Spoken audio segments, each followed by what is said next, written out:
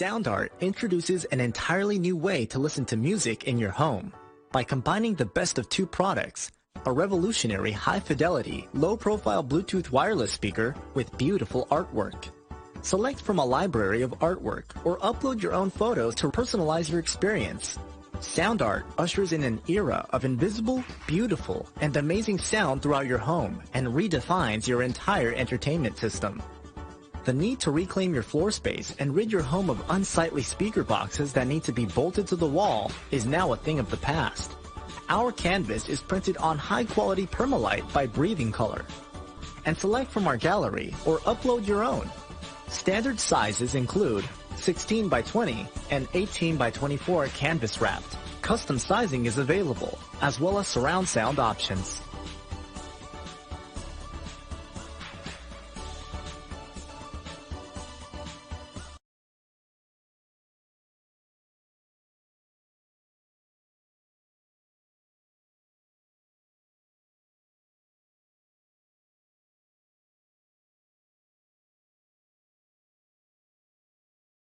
After all interested in how we can become our best self, the team at Permanent Makeup and Cryo is here to help you get the flawless makeup look every day without the extra effort or time. When it comes to your appearance, you deserve the best care that money can buy.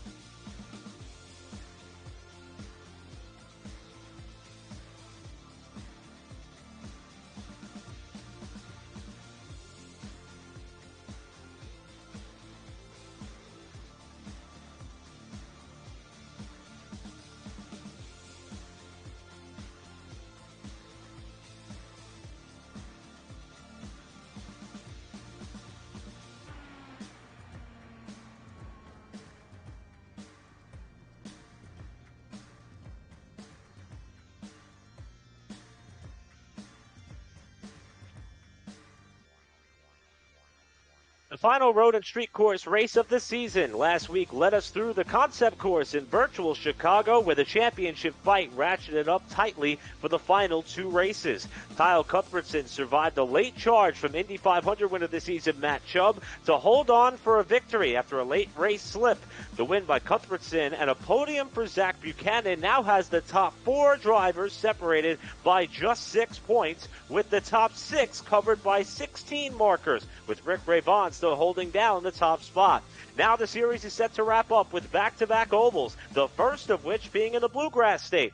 This is round 15 of the 2021 International Online Racing League from the virtual and old-school version Kentucky Speedway. It's the Air Spanky 300K presented by Moonhead, and it's coming at you live on Pit Stop TV. Good evening, everybody, and welcome to, as we said, a 2011 or so version of the virtual Kentucky Motor Speedway. I'm Eric Brennan, going to be joined tonight on the call by JP Costa, with Trey Shuttlesworth handling all of our duties on the production side, and we're really excited to get this race underway because, as we mentioned, the championship fight is as tight as one could ever be, with just 2 races to go. JP, I know this track has undergone a bit of a facelift. This, however, is kind of the same state that the last real IndyCar race was run on back in 2011. It's rough, it's bumpy, it's fun, and how about that championship fight, man? We're down only just a couple races to go. Yeah, exactly. I'm pretty sure this is a dream fight for anyone that is watching, essentially, and even for us. You know, as you mentioned, the top 4 within 6 points, the top 6 within 16 points. So it's extremely tight. You know, each and every single mistake right here will be costly because we only have 2 races left. You know, there's no room for mistakes. Every single driver that is fighting for the championship is pushing to the absolute maximum to find even 1,000 of a second on their competitors. And well, this is a track map, only 4 corners. You know, the highest inclination is 17 degrees of banking. And well, with a speedway like this, you know, and with being the second to last race, tempers will be on an all-time high. A lot of opportunity, or I should say little opportunity, to make something happen. This track, as we mentioned, undergone some major changes over the last decade, now sitting dormant in 2021. However, this version of the Speedway here, not a lot of banking, as JP said, to hold you off into the corners, and it's not as wide as Auto Club Speedway. The finale will be 1 week from, or I should say 2 weeks from tonight. This 1.5 mile oval with a little bit of differences with turns 1 and 2, and 3 less degrees of banking in turns 3 and 4, and the front and back straightaway relatively flat, although that oval on the front stretch does offer enough banking in terms of 8 to 10 degrees there to upset the car or get you into trouble. We saw a lot of guys clipping the apron with the left sides in practice. It did not end well. So that's the venue in which these drivers are going to contest for 124 laps tonight. We talked about the championship points, and JP, when we say things are tight, they are tight. And we have not seen Rick Ravon make all the races this season. As a matter of fact, as of right now, I don't see him in this session, so we may have a new championship leader when all's said and done. But Zach Buchanan, yet to visit victory lane, podium last week at Chicago. He's a threat for a title contention here. And Cuthbertson, who got the win at Chicago, said that he was going to miss this race. He had a travel commitment, actually not that far from my house in Mooresville, North Carolina.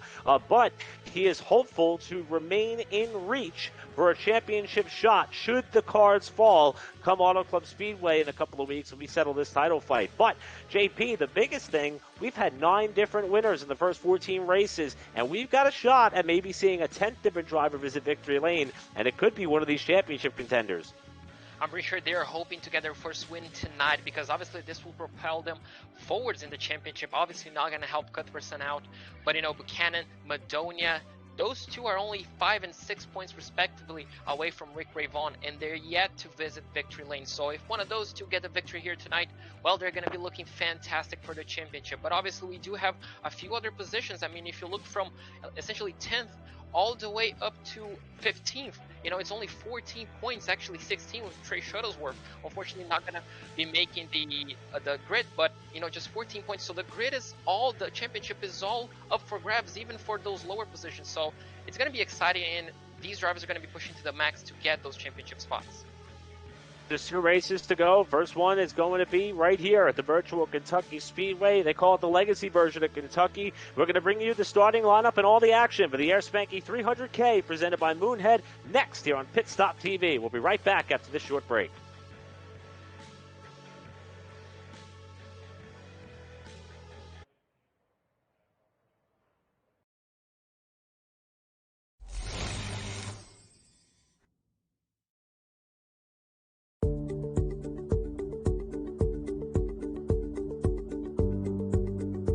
Sound art is a product that is a speaker and it's art. We combine it together and we call it sound art. What makes it so unique that any picture can be your speaker? Sound art gives you the high quality sound without the ugly speaker. This isn't a picture with a speaker, the picture is the speaker. Just imagine your wedding picture uploaded onto a canvas and now it's speaking 10,000 tunes. I mean, it's a very cool concept. What we like so much about it that you can take anything that means something very special to you, upload it on the canvas, have it hanging up in your room, your balcony, wherever you want to put it, and now it's a speaker. I mean, how cool is that? It's something that we have that and no one has. No one has this product. It's just a great gift to give anybody. It's just a neat concept. Around here we say, art never sounded so good.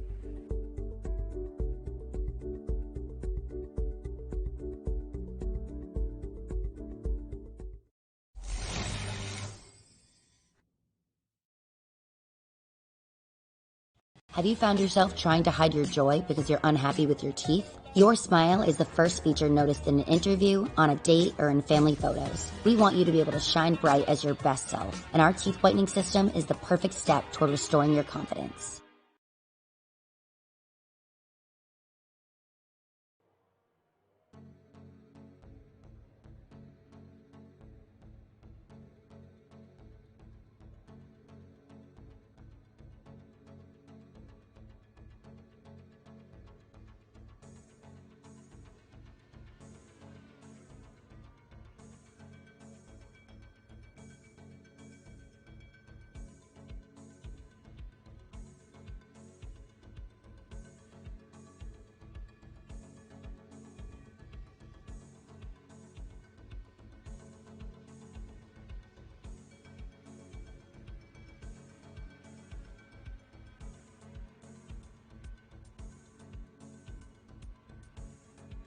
Welcome back to the Air Spanky 300K presented by Moonhead, the penultimate race of the 2021 IORL slate. And as we mentioned, the rundown to get to this point in the season has been very interesting because the schedule was a unique and diverse mix of road and street courses. And it's brought us, as we mentioned in the first segment of our program, 9 different winners, a lot of interesting events. Now we have this race and the finale at Auto Club Speedway to help set the stage for who is going to take home this championship for a season that is in its 12th running. The 12th ever IORL Grand Prix is what kicked things off here at Pit Stop TV at Long Beach, and that was an incredible and exciting event through and through. And we started on the streets of Long Beach. We made our way all the way through, of course, the Indianapolis 500, the 12th annual running of that event, the ovals at Texas, the purpose-made road courses at Road America, Mid-Ohio. We went through the short ovals at Iowa and Gateway, Michigan 500, always a favorite as well, but we got through the streets of Chicago, and as we mentioned, we're going to settle things here at Kentucky Speedway tonight, and on August 11th, the California 500, a track that I think everybody who loves open wheel racing really hopes and prays someday finds a way back on the IndyCar slate. However, that track's going to undergo an overhaul of itself in the real world, so that may not exactly be possible, but thanks to the folks at iRacing, we will be able to have one of those old school open wheel finales at California, August 11th. Mark it down in your calendars, and we'll be bringing you coverage of that one on the platform as well here on Pit Stop TV. So that's how we got here. That's all that we have left ahead. 124 laps at the Kentucky Speedway with California just around the corner, and qualifying is starting to wind down. How about this? We got a driver up at the top of the running order with just about 40 seconds left to go. It's a name that we've seen compete here a few times already this season. In fact, has gone to victory lane once this season in one of his 3 starts, and that's Alan Elwood, who's the quickest. But how about Nate Stewart, who we're on board with here? And he is someone who has also found his way to victory lane. And JP, I know that these drivers are running out of time to try to get up there and get up there to capture the time that Elwood had set. But you get an idea of how abrasive and rough and bumpy this track could truly be, and that's something these drivers are going to have to keep their eyes out for once we get down to race time. Yeah, exactly. We saw in practice on the pre-race show quite a few drivers struggling on the turn-in, on the entry, essentially, and exit of the corners with those bumps. Kind of what we saw last week in the road racing, something similar. So even though these tracks are completely different from one another, obviously being an oval race and the other being a road race, those conditions were quite similar. You know, drivers losing it, and you know, even with the high amount of downforce that these cars produce, it just shows that the bumpiness of the circuit can throw some of these guys off. So it's definitely something we need to keep an eye out for during these 124 laps that we're about to see. Well, that is something we're going to have to keep in mind here. Let's take a look at the starting lineup here for the Air Spanky 300K presented by Moonhead. And on pole, by virtue of the flying lap that he set in qualifying, Alan Elwood in car 5 is going to lead us down for green, with Julian Alpena on the outside. Julian, someone who's very excited about tonight's race in car 10. I believe this may be Julian's first start of the season. I'll fact check that when before we go green here. But that is your front row for tonight's event for the 124 laps at this older version of Kentucky Speedway. Down to row 2, you got Stephen Ellis in the number 46, and Spencer Ray on the outside. He's another driver who has a shot at the championship here this season. He's 16 points out, 6th in the standings to match the car number. He'll be starting outside of row number 2 in the 4th spot. Taking back down to row number 3, Matt Chubb, the Indy 500 winner this season, in 5th spot. Outside, Brendan Madonia, also with a shot at the championship. In car 49, will be rolling off on the outside of row number 3 in 6th spot. And taking you through the first 8 of 16 starters in this field, we'll take you back now to what should be row number 4. And that is where we will see a few other competitors who will outline that spot. And that is going to be... let's see here. Let's fact check our notes here. Run us back through. There it is. We've got Cole Freilich in the 15 and 7th. Outside is going to be Andrew Maybach in 8th. I'll turn it over to JP Costa with the second half of our field. In row number 5, we do have the number 45 of Blake Erickson, and right alongside him, Nate Stewart on the 10th place in the number 13 car. On the 6th lane, we do have Ray Dolly in the number 31, alongside him the 83 of Jonathan Krause. In 13th place on the inside line, we do have Evan Stamer on the 53, John Poole on the number 8, starting off in 14th place. And as the drivers make themselves their way onto the pace lap, the number 4 car of Zach Buchanan, another championship contender, starting on the 15 lane, so he's going to be doing a comeback race if he does win that championship lead. And obviously, the drivers, I guess right now the nerves are on all-time high, Eric. Yeah, this is the point where you know that not only is this race that is so important, it's got a lot of support by a number of people in the sim racing community, but the elephant in the room is the fact that top 6 drivers, some of which not in this field, points leader Rick Ray Vaughn, 3rd place runner Kyle Cuthbertson, then you've got Reed Sweeney, who's in 5th in the standings, not in today's field as well. So this is a wide-open opportunity for your Zach Buchanans, your Brendan Madonias, your Spencer Rays, and even a guy like Matt Chubb, who's 7th in the standings, albeit 47 points out. He's going to need the help of a huge car count at California to perhaps pole vault him up into a potential spot to steal the title away at the end of this season. But first on the agenda is going to be 124 laps around this tough, bumpy, and oftentimes tough to pass 1.5 mile oval at the Kentucky Speedway. The pace car heads down pit road, and the Air Spanky 300K presented by Moonhead is green from Kentucky.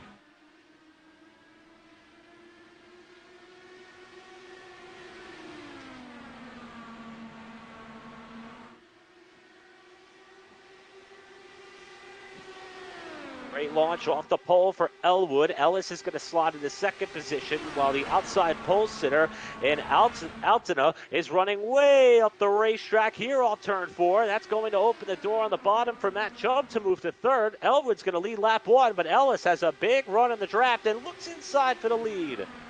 Looks like we do have a few drivers going aggressively all the way into lap 2 already. So we do have a battle for the lead early on. Looks like Ellis is on the inside. He might get the job done as they head into 3 and 4. He does kind of clear, and yes, he does. Elwood has to kind of back off. He has the outside lane. Can he get a bit of a run? Well, he can. He's going to be tucking in on the slipstream, getting a bit of the side draft, and well, he's right alongside him. And now can he stick on the outside?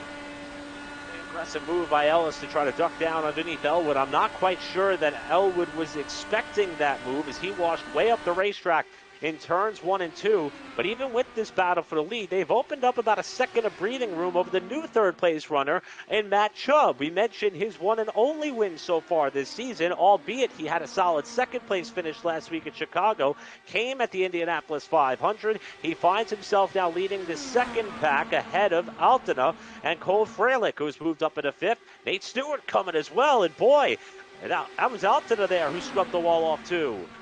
Yeah, he will be lucky if he didn't get any damage from that. Looks like his car is all clear, but look at this battle. We do see some drivers searching for that clean air, essentially to keep the downforce of the car sticked on the road. And, well, that's opened up 2, 3, 4 lanes sometimes. And, well, these drivers looks like they're not saving up any equipment early on in the race. Obviously, they do have 124 laps, but, well, looks like trap position early on might be the best strategy for now. Talking to Cole Fralick briefly before this race, and he said that the aero push could be dreadful if you do not position your car in preparation for the turbulent air properly, especially coming off the corner. He appears to have found a sweet spot for his car right now as he is rounding out the top 5 for the time being, and he's somebody who has had flashes of brilliance. As a matter of fact, Fralick is someone who has a pole this season, but is yet to find victory lane. He's trying to become the 10th different winner on the season, if at all possible, and he has 4 spots to make up to try to get that job done. We move back up to the race leader, and Stephen Ellis, who holds down about a 3.5 of a second advantage over the pole sitter in Alan Elwood, and things start to settle out a little bit here throughout the top 5. Yeah, exactly. Things starting to calm down a little bit. The hectic first few laps. Well, as we mentioned that, we do have a 3-car battle. Spencer, Ray, Madonia looks like everybody, and Nate Stewart looks like everybody fighting for 6th place at the time being. So, well, quite a few things going on already early on in the race. These guys are not letting up, but looks like the top 5 essentially have kind of settled down as they, oh wow, look at that, extremely close. And as we mentioned, the aero push can be quite a killer, especially on these cars. You know, you just lose way too much downforce on the car, and that's sometimes going to induce so much understeer that you're not going to find yourself, well, essentially any grip whatsoever. The old boy, Nate Stewart, got really loose as he came out of turn number 4, and that's going to give Madonia a run down the straightaway. He's not close enough to pull out and try to make a pass. One of the 9 winners on the season was that of Stewart, and he's one of the few who's had incredible success on one particular discipline, and that would be on the ovals. As a matter of fact, Stewart not only got the win at Michigan, he also took top honors at Worldwide Technology Raceway. That would have been now 3 races ago. Speaking of the number of winners here, one driver who's yet to visit victory lane is this one. Tied for 3rd in the points, going to leapfrog Cuthbertson in his absence here to at least lay claim to sole possession of 3rd in the standings, should he put together a solid night, is Brendan Madonia. He has yet to win so far this season, but the level of consistency that he has displayed and put on, also in impressive nature that he showed us at the Indianapolis 500, where he was constantly in contention, constantly putting that car in position that other drivers, for the most part, could not. He's someone who we expect to be up towards the front. Curious if he could try to crack victory lane here tonight. He's actually running in 8th position here after, I believe, starting up in about row 3. So he's lost a couple spots early in the going. Yeah, but looks like Braden Mondona, just like Zach Buchanan, is one of those guys that just strive for consistency. You know, unfortunately, obviously, he hasn't yet visited a victory lane, but he finds himself in 4th place in the championship standings, only 6 points behind the leader, who has won 3 times. So he's just showing consistency, keeping your car clean, finding yourself those constant points race after race, just is going to propel yourself better than just winning and DNFing the next few races. Looks like we do have a battle for the lead. Looks like it. Elwood finding himself on the inside of Scott Ellis, and looks like he may have the move done. A bit of a bobble there by Elwood as he came up off of turn 2. He will cement the pass and take the lead away.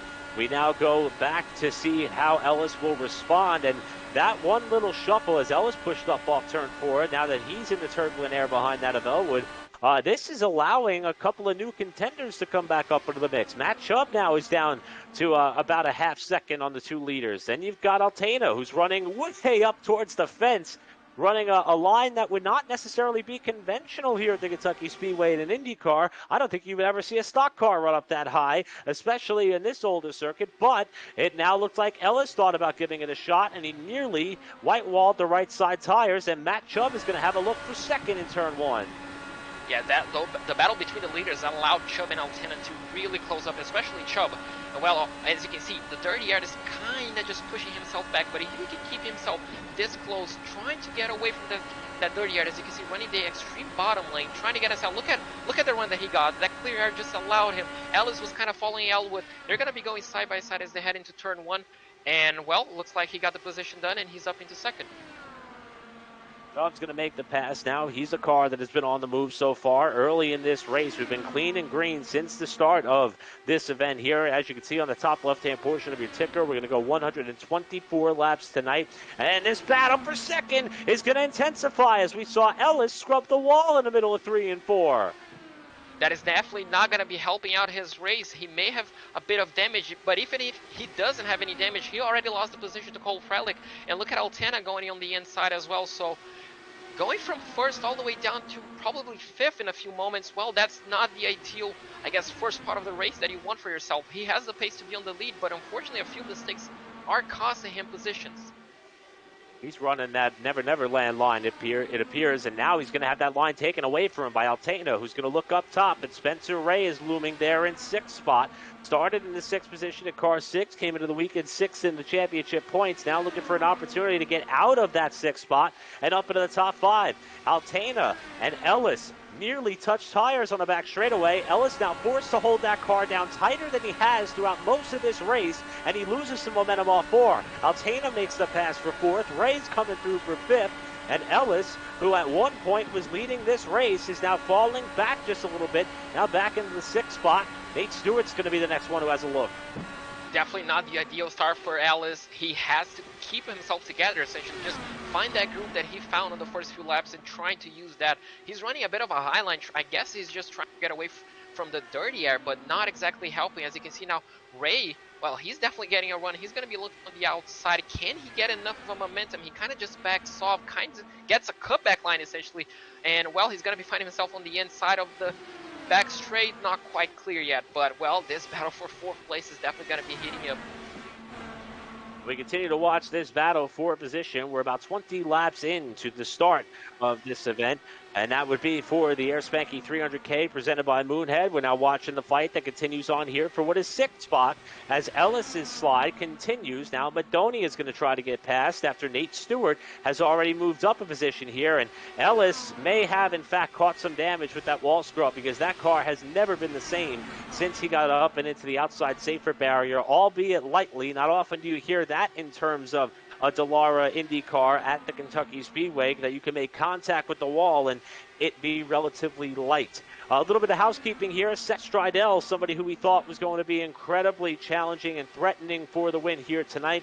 It appears as though he did not get a lap in competition. He has scored 16th and multiple laps down after evidently not making the start. Poole the third is someone who did get out on the racetrack, did have to pit, is currently running 2 laps down, but is still out in this contest. And we talked about Zach Buchanan, who is the highest running driver in this field. However, he is not where he wants to be. He is currently the second to last car on the lead lap. He did not post a lap in qualifying. Not sure if that's strategy to try to stay out of what could be some early trouble. We'll see how Buchanan is able to climb up through the running order. Currently scored 13th out of the 14 cars on the lead lap. All going on behind Alan Elwood, who has opened up a 1 3/4 second advantage over Matt Chubb, the leader. It was just a matter of time. After he cleared Ellis, he just kind of checked out. Chubb might be saving a bit of tires, saving a bit of fuel. Might be a strategy, not entirely sure. As you can see now, we do have another battle. Altana and Ray looks like they're both battling. Well, we said it was going to be quite difficult to pass, but, I mean, pretty much everybody's just kind of proving themselves wrong. That trial was essentially just allowing the cars to get so much speed. That slipstream is kind of just working wonders around here, and it's allowing some drivers just to get side by side, but unfortunately the dirty air just kind of pushes them away. So it's just an interesting tactic for each and every single driver, running different lanes, trying to get away from that dirty air. And look at Ray right now, side by side as they head into the tri-oval. Remember that car on the outside, that's 10 of Altana, started on the outside pole, fell back a little bit, got back up to 4th, stabilized there, but Spencer Ray is starting to make some noise on the bottom of the racetrack. We mentioned Ray, 6 of the points. He does have a couple of wins to his credit so far in 2021. He's someone who has been fast on multiple disciplines of tracks. He got his first win on the short oval at Milwaukee, capping off a perfect weekend there for him after also winning pole. He then went on to find success and win on the other short oval, another short oval on the slate, and that was at Iowa. So the ovals have been really good to Spencer Ray. He's also performed really well there in a stock car and some other series that we cover here on the network. And He's proving his oval prowess here again tonight, working the low line of turns 3 and 4, and closing back up here on Altena for what's going to be a continued fight for 4th place down the main straightaway. And look at that slipstream. Even though he's not completely tucked in behind, he just gets so much more speed, and now he has kind of a clear air on the outside lane, not quite enough to get the move stick. And obviously as soon as he is back down it, just the turbulent air just kicks all in. But looks like on the timing sheets we do have a yellow flag being thrown out. Caution is out, and I believe it may involve Nate Stewart, who was running up in the top 10. Saw his name plummet down the running order. Here's a look at his vehicle. He's still underway. However, his car was not always pointed in the right direction. Now, we saw this car get loose off of turn 4 on a couple of occasions. In fact, it seemed as though that coming off the 4th corner, Stewart was someone who was fighting a very, very, very loose machine when coming back up onto that main straightaway. It appears this is going to be a similar type incident for Nate Stewart, the 2-time winner. We're watching this car now come off for turn 4, and a bit of a bobble there. That was a long slide, almost caught it, had to pull it down to keep it off the wall. That's a very high speed run through the grass, and it finally gave up the ghost on him here as he slid up in front of the pack for the rest of the top 10 in field to come up on him. That's a great job by Stewart to not make that a huge crash after having to fight that car all the way through. And I think even better news for him, JP, he's not going to have to burn his one and only fast repair, it doesn't look like. Yeah, exactly. Hopefully for him, not a lot of damage. And as you can see, just completely lost the car, essentially on the bumps it looks like, and not enough downforce maybe on the rear. But look at that car control on the grass. We all know how tricky the grass is on iRacing, but he somehow kept the car pointing in the right direction. But unfortunately the tarmac was where everything kind of went wrong. But I mean, I guess he'll definitely take that over any damage. It looks like pretty much the whole grid comes down into pit lane, obviously changing tires, filling up the cars, because we did get a 28 lap green flag period. So perfect time to pretty much everybody stop, but looks like we didn't have a lot of positions changing on the pit lane itself.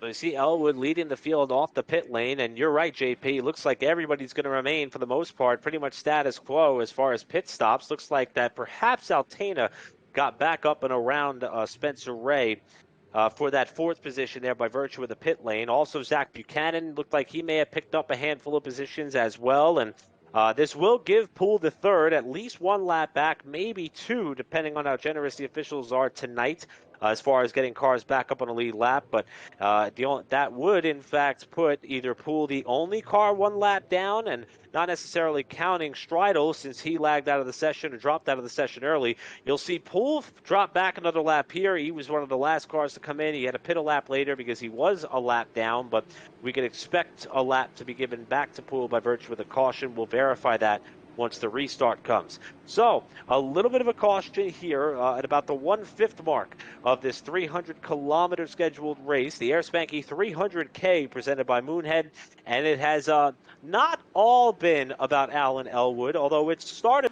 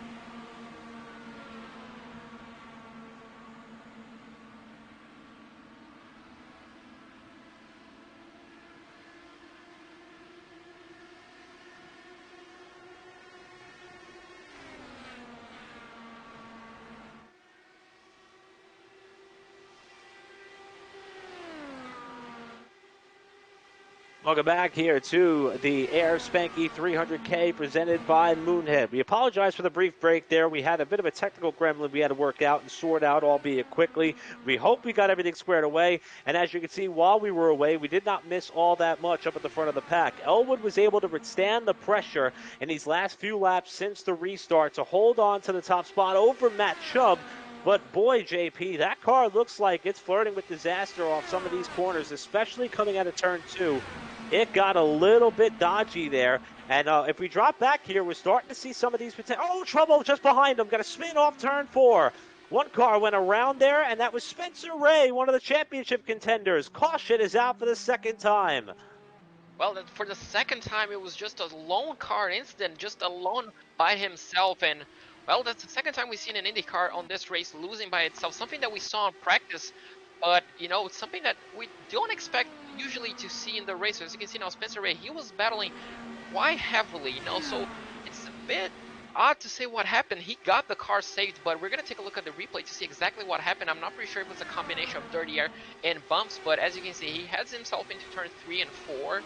The car is all squared up, but then all of a sudden, the back end is just like, nope, not gonna have it. And unfortunately, he does a perfect 360 essentially and just points himself back on the right direction, but unfortunately a caution got thrown out. Luckily for Spencer Ray, unluckily for some other drivers.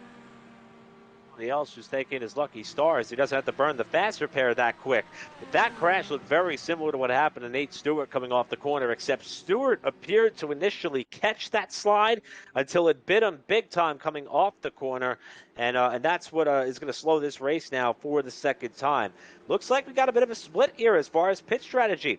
Julian Altena is going to stay out as we ran about, let's see, the caution fell on lap 28. They pitted on lap 29. We restarted about lap 32. It seems as though some of these drivers are going to take this opportunity, including Elwood, who has been the dominator. They took this chance to get down on the pit lane here and perhaps top off the fuel. These drivers were given at least 5 sets of tires in the pit area. So if they bolted a fresh set of Firestones on now, they're only going to have 3 left for the remainder of the race. So it's possible we saw some come down and top off the fuel, some come down and put on fresh rubber as well. But the JP, this is going to give us a chance to see what Elwood could do in heavy traffic. The furthest back we've seen him tonight has only been that of second. So he's going to be in a precarious and unfamiliar territory for the first time tonight. Right now looks to be slated to restart in about the 4th spot. Oh, as we do have nearly an incident down into pit lane, as we do have kind of a miscommunication, looks like, with lap car. But yeah, I mean, that's going to be interesting because he's going to have to fight off Chubb right behind him. So just like he was in the lead, but while attacking and dealing with the dirty air, all the turbulent air, that's going to lose him downforce up ahead. So it's going to be a massive challenge for him to continue to defend for someone that might be learning his tactics, because although Elwood wasn't kind of just breaking free, and right now he has to do the exact same thing while passing some of these guys. Luckily for him, might be new tires. If it's just fuel, a heavier car as well. So a big task on his end. Close call that we saw, I believe, was that of Poole the third getting the wave around, while Brendan Madonia elected to pit a lap later than everybody else. So we talk about some of the feast or famine moments some of the championship contenders have had so far tonight. Zach Buchanan starting way back in the field. We just saw Spencer Ray bring out the most recent caution, and now Madonia nearly gets taken out or sideswiped under caution after electing to come down to top off the tank the second time by. Fortunately, everybody was able to avoid contact with one another. That is going to move Elwood up to third, and the whole field's going to pick up 1 spot by that move. So it looks like it is going to be Stewart restarting at second. Here's Elwood. This is going to be his vantage point. We get set to re-rack the field and line back up for the restart with Chubb closely in tow. So as we have 45 laps, we're about to come down and start working lap number 46. This race is, even though we've had the 2 yellows, has been going by relatively quickly. As we mentioned, it's the second to last race of the season. Our eyes are peeled on the points picture after Rick Ray Vaughn was able to hold down the championship points lead, and that was despite the fact that he's only run 8 races of the 14 run prior to tonight. Just about destined to lose that championship lead is that of Ray Vaughn. Zach Buchanan, the highest running driver in the championship standings in the field, in second. Kyle Cuthbertson, who we heard from last week, said that he knew he would not be able to make this race despite his 2 wins, most recently coming at Chicago, so he's not in the field. Madonia there in 4th. Sweeney not in the race either tonight. And Spencer Ray, that is your top 6 who really have a legitimate shot at this thing, and that's not to count out Matt Chubb, but 47 markers with only 16 cars being in this race. that's going to be a tall order. He knows that he basically has to go out and win and hope for a heavily populated field and a lot of things to go his way at Auto Club on August 11th. We settle this thing. Getting set for our second restart of the night. The Dominator in Elwood is going to restart back in the third spot. It's going to be Altman, Stewart, Elwood, Chubb, Freilich, your top five as we get set to go back to racing here on lap 47. Pace car is in, and we're back underway from Kentucky.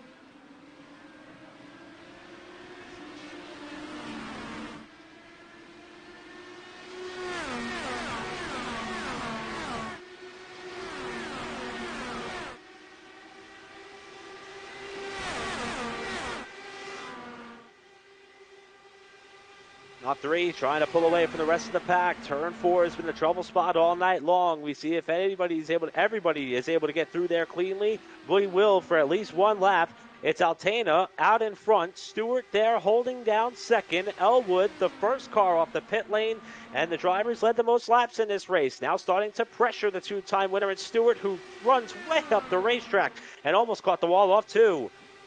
He's going to be looking down the inside. He has, well, He's running second, essentially. Altena is on 15-lap-old tires, has just been informed. Looks like Elwood is on brand-new tires, and, well, he finds himself already in second place. And, well, he has already cleared Nate Stewart.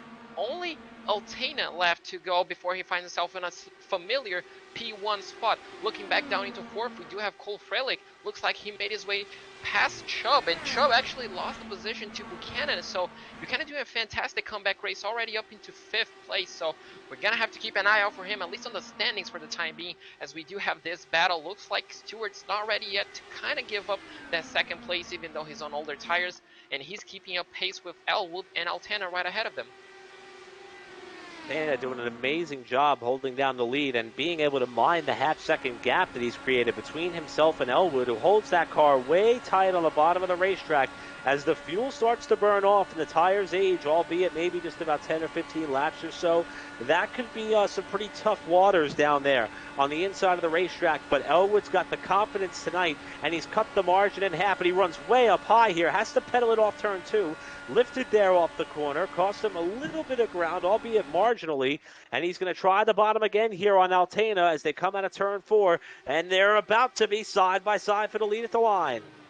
So we're gonna have to see him doing the exact same move he did on the start of the race, as he sets the fastest lap of the race, even with a small lift. He looks on the inside. Is he clear as the exit turn 2? Looks like not quite. He finds himself again on the inside line. He might have newer tires, so he should have the better grip essentially, and he clears Altena just before the exit of turn 4. Now Altena will be close enough to get a bit of a slipstream effect. Can he put at least his nose on the outside lane? Yes, he can. Elwood not quite clear yet, but looks like he just gets the inside line, and, well, now he's definitely clear, as you can see on your screen. And, well, he finds himself once again in P1. Elwood back to the point, but Altena is not letting him go quietly.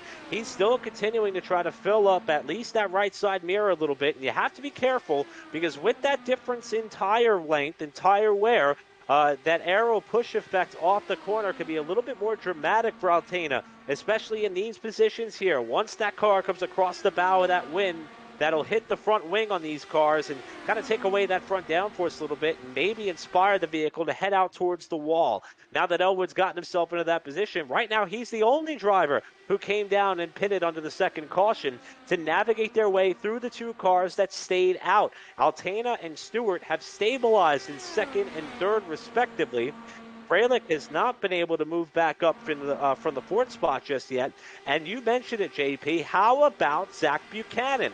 This is somebody who has been ecstatic about his chances to perhaps pick up his third IORL IndyCar Series Championship. He won the inaugural season title in Season 1. He won the championship in Season 3. He's been in the mix many, many a times. As we mentioned, he has yet to find victory lane, but the level of consistency, support, and all that he does for these races and events has put him in prime position, and despite not turning a lap in qualifying, he's gotten this PPG livery up into the top 5, and he is running very well so far tonight. extremely well. We're not even past, I guess we're kind of close to the halfway point. Right now he's going to have to defend from Chubb, as Chubb obviously lost a few places on the restart, but Buchanan is not going to let that go so easily, but he's doing a fantastic job, and he might just leave tonight's race in the lead of the championship without winning a race. So it just shows how important consistency is, and well, it's just amazing, as we do have, looks like right now, a battle for second place. Stewart and Altana. Stewart going extremely close. They touch, and well, a massive crash ensues on turn 2. And look how close. Was that Freilich? He just threaded the needle, but those two, a massive, massive crash into turn 1. Oh. Boy, JP, sorry, I couldn't help but hide my emotions there on that one. That was insane. Stewart, who already got away with one tonight off of turn 4, he gets a monster run here down the front straightaway, pokes the nose to the inside, and man, I'll tell you what, I'm a little bit surprised there that Altana kind of came over drivers left like that. It looked like that he tried to pinch him off or defend the spot going into turn 1, but Stewart had the run here. Yeah, exactly. Just enough space, looks like, for one car's width, and he just kind of went for it. He just, I guess, had to at that point in time.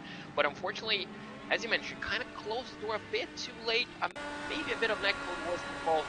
We're going to see on the onboard cam, as you can see, just, I guess he was kind of holding his steering wheel straight. Maybe it's just so difficult to judge at those speeds. They're going well over 210 miles an hour at that point, so I mean, it's just such a tight margin. We're going to see on the onboard, as you can see, just enough space for a car, but just as they both kind of move up on the racetrack, it's just so close. But, I mean, can we talk about that threading the needle as well, how lucky that was to not be a 3-car crash? The job that Cole Freilich did to avoid that, which now puts him up into the second spot. And JP, I'm with you there. That second replay that we saw, even when we went on board there with the drivers who were involved, I'm going to dub that a racing incident there. I'm not going to put that on Altana, as we see pit stops underway after the field was now tightened up here. After Elwood was able to stay out in front of the carnage, everybody was able to get through. That's going to elevate Freilich and Buchanan, but how are they going to come off the pit lane? That is the question, as stops are underway here just shy of the halfway point. In fact, we will probably eclipse the halfway point of this race before this caution ends. And Elwood will win the race off the pit lane here, with Freilich just behind, Buchanan third. And I believe Matt Chubb, who also had to navigate his way through the spinning cars, was the fourth car off the pit lane. And we'll see what the rest of the field elects to do. As we see Ellis, Madonia, and company did stay out that time by. We'll see if they elect to come in the second time through before we re-rack this field and get set to get back underway. As we mentioned, you're watching the penultimate race of the 2021 IORL season, the Air Spanky 300K, presented by Moonhead here on Pit Stop TV, and the championship title fight, legitimately, I would say mathematically, at least down to a bit of a slugfest between 6 drivers, 3 of which are in this field. And one thing I just noticed there out of the corner of my eye is that Zach Buchanan is coming back down the pit lane. So he's not alone. He's joined by a couple of other cars, so perhaps this will be an effort to top off fuel. But nevertheless, one of those championship contenders, a driver who appeared destined to take over the points lead when this race came to a close, has come back down a second time here and will most likely restart outside the top 10 when we get this race back going.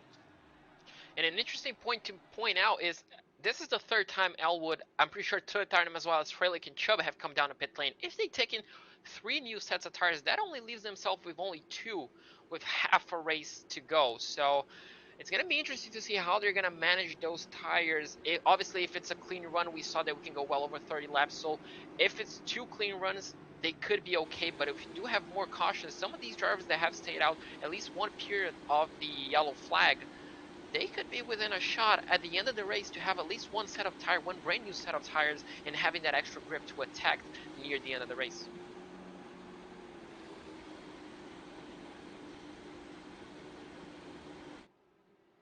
It looks as though we're going to at least go one more lap here before we get this race restarted with new leader Ericsson up at the front of the pack. Let's take this opportunity here to offer up a quick shout out by some of our premier partners here on the platform, including our friends at Tucson Sound Art. Remember, your picture, your music. Use the promo code PitStopTV at checkout for 10% off your wall-mounted sound art device today. Our broadcasts are also brought to you by Race Pace. Pick up the pace with Race Pace, a community-driven setup, shop, and driver development program.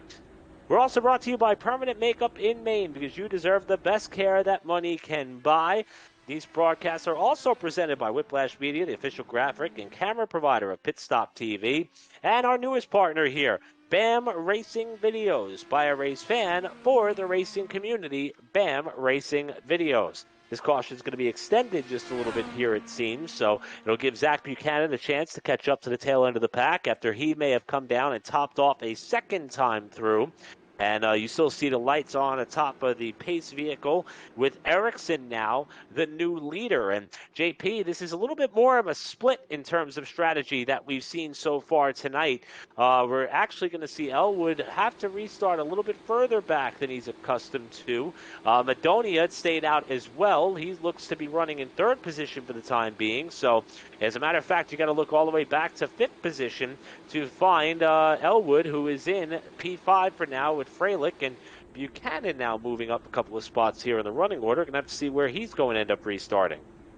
Well, if Buchanan starts in P7, that's going to be a masterclass of a strategy, because even though he's on the same place he was 2 cautions ago, importantly, he's only 2 places away from the effective race lead, as we know Elwood was leading the race. Obviously, as you mentioned, strategy is going to be interesting for Ericsson, Ellison, Madonia, and Dolly as well.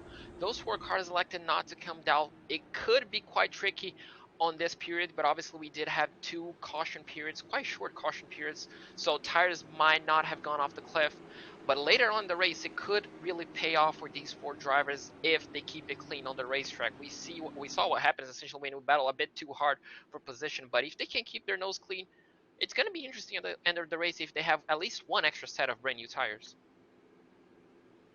Oh, as we are about a half lap away from getting back underway here, Zach Buchanan has been driven back up into 7th here, so I'm not quite sure what happened there, but it looks like he's going to be able to restart back up towards where he was running at the time, and it seems as though that he was actually reviewing the incident that took place. He is one of the admins for the league, so he was able to come down the pit lane and review the incident, get his spot back. That is one of the rules that they have in place here for this series. So huge thanks to Trey Shuttlesworth for being able to figure that out for us. That was something that we would have totally missed, or I would have at least. But we've got mixed strategy throughout this field. Top 4 stayed out. Rest of the pack pitted here under this most recent caution after a battle for second gone bad. We're halfway through the Air Spanky 300K presented by Moonhead. Who's going to win it? We're back underway.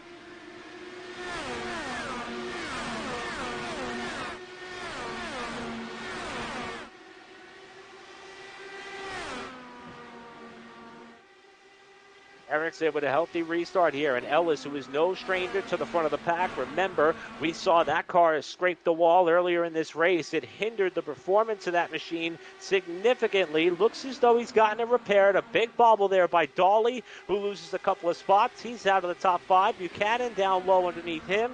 Freilich and Elwood get by cleanly. Dolly's going to fall back to 7th as they come off of turn number 2. Buchanan's got the pass made on the back straightaway, or does he? Dolly fights back on the outside. Looks like he does not have the grip whatsoever, at least on this restart. Within 2 laps, he lost 3-4 position. He's going to lose 4th position right now. As Chubb is looking on the inside. He has a slipstream of Buchanan right ahead of him. Can he put his car on the inside? Yes. Can he challenge Buchanan? Not quite close. So terrible start for Dolly. Already finds himself in 8th place. So not quite clear, but Elwood, Freilich, and Buchanan already making themselves 1 position. But look at this. The battle that we kind of got stolen after the caution period. And Chubb is right back on the attack. He's trying to get back past Buchanan to try and challenge Freilich and Elwood, but doesn't seem to quite have the grip, at least on this first restart. Right now, Chubb is applying a lot of heavy pressure to Buchanan, who has not been able to keep pace with the top 5. Oh, trouble, got a car sideways off of 2. Dolly saves it. Nate Stewart. That may have been one of the most impressive saves I've ever seen in IndyCar on the sim. Oh, my goodness. I was not expecting that. Look at this. The car was completely sideways, no lockup. That was just amazing. We saw on the corner of our eye, Eric, that car is going full on drift mode, but somehow it's pointing on the right direction, and somehow we're still in green flag race. As you can see, just a small touch on the inside. That was enough to unsettle the car and keep it clear of the barriers, but wow. I mean, I'm speechless. That was one of the most magnificent pieces of driving I've ever seen with this car on this sim. That was ridiculous. And keep in mind, Stewart already went through his fast repair on the night after the big crash that he was involved in with Altana. Ironically, they find themselves now running in 9th and 10th respectively, with Maybach just behind Stewart here in what has turned into a fight for 10th. But the good news for him is he lives to fight another day. If he would have made contact with the wall, that most likely would have been the end of his night for sure. So while Stewart rounds out the top 10 for now, Ericsson continues to run up in P1. Altana just turned the fastest lap of the race after he too got his car repaired and back out there. Next on his gun sights is that of Spencer Ray, who's also had an incident so far tonight. So pretty much the bottom portion of the top 10 is made up of all drivers who were involved in our cautions here so far tonight. Ray, Altana, Stewart twice. And they're hoping that they're able to keep themselves out of similar circumstances for the remainder of this race. Back up to the battle for second. And Brennan Madonia is starting to close in. He is one of the championship contenders who has not made a lot of noise here tonight, for good or bad. He wants to try to climb up the running order, and he's looking down low on Ellis. They almost came together off turn 4. Madonia's got the inside lane as they approach turn 1. They're going to be going side by side as they did on turn 4 into turn 1. Looks like the outside lane is working a bit better as he clears. Looks like Ellis clears Madonia. Now the question is, will Madonia be able to hold off Elwood right behind? Remember, Elwood has brand new tires, and by the looks of it, not quite. So a terrible run, Elwood on the inside, as you can see. So he likes that inside line to make those moves work. He has the brand new tires. He makes it work. So Madonia, after fighting for second, drops down to 4th. Will have to momentarily, it looks like, defend from Freilich, as Elwood is already going to take this opportunity to kind of close down into Ellis and finds himself into P2. Look at this, just as I mentioned, Freilich going down the inside of Madonia. Can he get, oh, look at that, the dirty air just kind of pushing him away, but he just kind of gets off throttle and just kind of has to restart his complete move again. But, well, the pace and the grip is definitely there. Actually, it looked like there that perhaps Elwood may have gotten a little bit of that aero push off the corner, had to lift, and Madonia almost ended up in the rear wing. That's going to now cost Madonia some momentum off the corner. Freilich will try to do the same to him, while Elwood humps the top side to try to get a run here on Ellis. These two have battled it out a couple of times already today. Ellis has to pedal it off for Elwood down low, and the rest of the field is going to try and follow. Here's Madonia down low for third, with Freilich trying to catch up there as well. We'll see if this battle for the third spot will continue to intensify on the back straightaway. Ellis gets the move done. He gets by and holds the spot. Freilich now to the inside, and what's now a race for 4th position in 3 and 4. So Madonia once again, oh, looks like Ellis kind of got, I guess, kind of tumbled into the wall, unfortunately losing up 2 places. Looks like his car at least is clear of damage. He's going to lose another spade, looks like, to Buchanan. His car definitely seems to have damage. Look at how much time he's losing. He's losing, I mean, positions left, right, and center. Yeah, he comes down into pit road, and looks like that might be quite a bit of damage. I mean, it's enough to put him out of contention, at least for now. We're going to have to take a look at the replay later to see what happened, but unfortunately a battle. But Madonia, after battling with Ellis 2 times, he lost position 2 times exactly, so not quite what he wanted. Elwood now on the charge to kind of just catch back Ericsson up, and Freilich, well, 1.8, 1 second exactly behind Elwood, so clear air, and that should be enough to kind of catch him up a little bit. Heads up move there by Ellis to get that car out of harm's way. Not the first time we've seen him bounce off the wall in turns 3 and 4, but this one certainly looked a little bit more significant than the last one. Let's see what happened here. Just pushing up wide, and yeah, that was a bit of a flush and pancake hit there where that car sustained a lot of damage. And the most important thing for Ellis is that when some of the other contenders came by, he was able to keep it down and did not wash up the racetrack and take out some of the drivers who were vying for the race win and potential championship. How about the job that Ericsson is doing at the front of the pack? This is an amazing drive here for Ericsson, who's been able to hold it down at the front of the field despite being off a little bit of strategy here. Now, I'm not quite sure as to when he may have to stop again. The best race on the track for right now is for the 5th position, and it is with Zach Buchanan and Matt Chubb. These two have been going at it pretty much all season long, and you see if you can't get the pass made going into the corner, it's almost like you have to prepare for how ill-handling the car is going to be coming off the corner. Chubb had to pedal it back there. He was prepared for it, and he is able to look down low again in 1 and 2. Well, these two have been pretty much inseparable all race long. As soon as those two started battling, I mean, we haven't seen them, I guess, kind of just drifting away from one another. So it just seems that a bit of a tactic of different lines have been working for both. As you can see, Chubb kind of runs the inside line into turns 1 and 2. Right now, looks like he's going to be forced on the outside. He's going to be looking on the inside. Not quite sure. Kind of forced on the outside into the dirty air. But I mean, these two are just showing a great example. Look at the run that he got, although on the essentially at the exit of turn 2. He's going to be looking on the inside of turns 3 and 4. Looks like he's still side by side. No, not quite. But can he get the run on the back straight? No, quite a bit far away. And that just shows how great those two are battling. And Elwood back on the lead. Didn't take long. Alan Elwood back to where he started. Maybe. How about Ericsson with the crossover? He's going to try the bottom side of the back straightaway. This is going to be a tough road to hoe. On 10-lap older tires, Ericsson sends it in deep. Elwood will check that. Elwood will defend the spot off the corner. A bit of a bobble by Ericsson there, and Elwood clear to the lead. How about Ericsson going for it there for a moment, JP? That was something. That was definitely brave. I mean, when you think about it, he has older tires, but he was definitely not ready to give up that position. Obviously, we only have around 42 laps to go, so a pit stop, I guess, for everybody, and he's just hoping to keep it up, but what a battle. And I mean, Elwood just used that clean air perfectly to get a move around the outside, that extra grip from his tires, and he just made that work into perfection. And now we cut back to Buchanan and Chubb. Chubb once again going on the inside of turns 1 and 2. He has a bit of a clear air, but right now the air gets quite disturbed by those two in front, but he clears Buchanan, so a bit interesting. It looks like a small touch, at least on my end, but Buchanan back on the inside. Buchanan's going to try to get that spot back. How about this?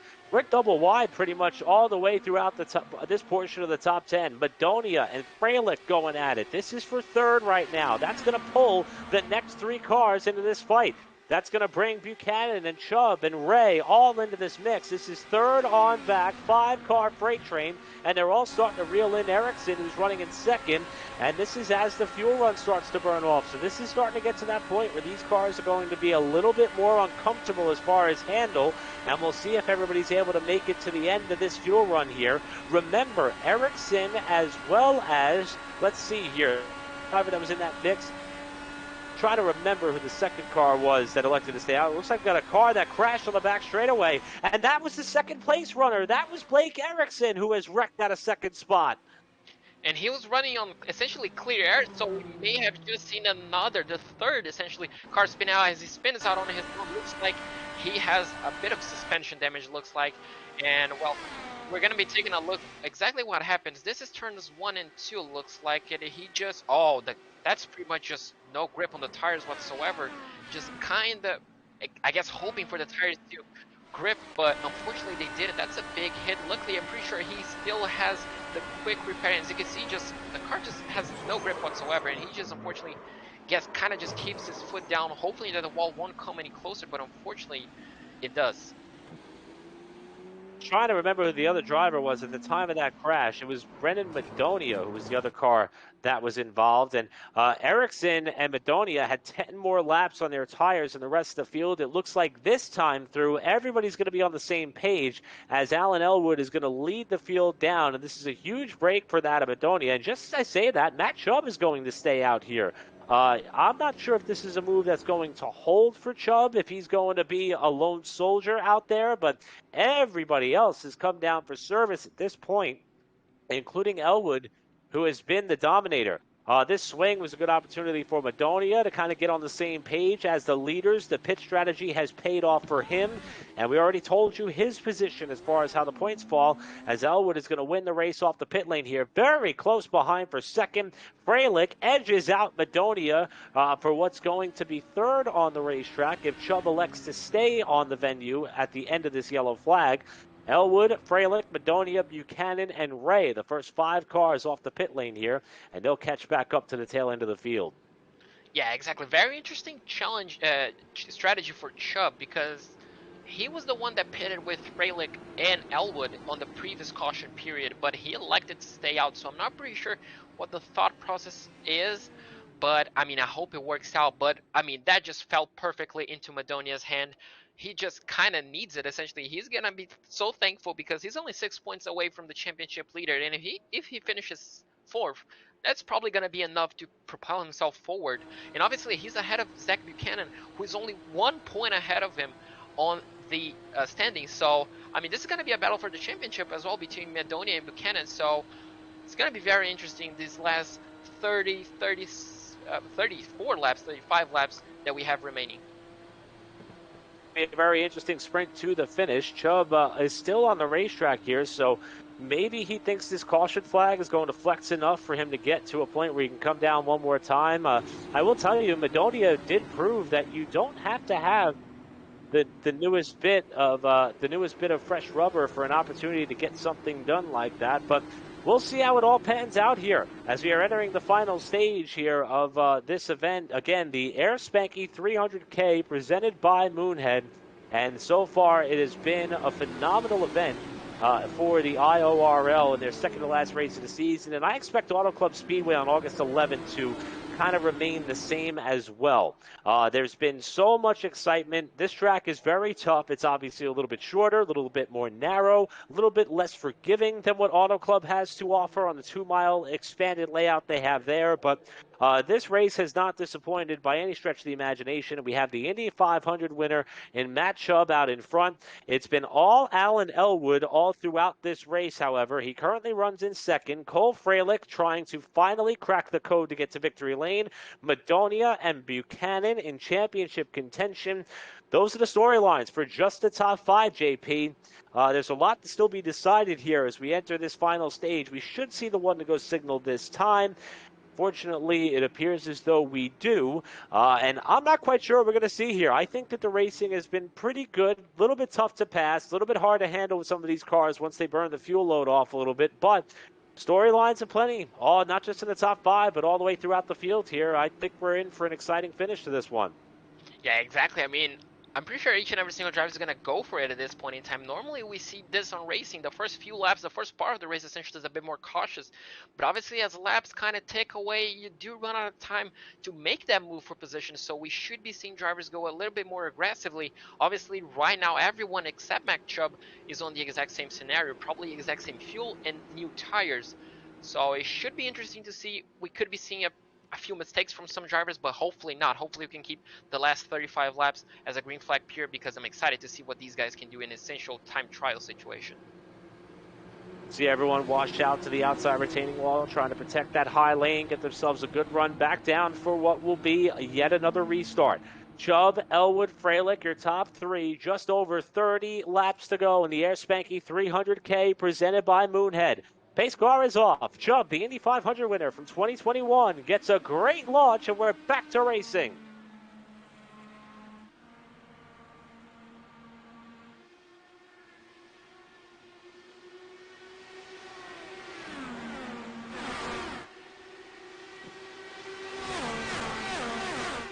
That was the restart that Matt Chubb needed. He got himself at least 0.3 of a second of breathing room, but it's not taking Elwood long to close the gap. He almost clips the wall out of turn 4, kept his foot in it, and here comes Elwood. Well, Elwood had Elwood did this before well over a few times, in pretty much each and every single caution period. He was behind someone with older tires, as Zach Buchanan almost kisses the barrier essentially, but luckily does not. And while Chubb is going to have a massive time defending, looks like Buchanan is defending right now from Ray. So unfortunately that attack on Madonia kind of makes him defend from Ray at this point in time. Definitely not what he wants, seeing that championship rival kind of just distance away just a slight bit.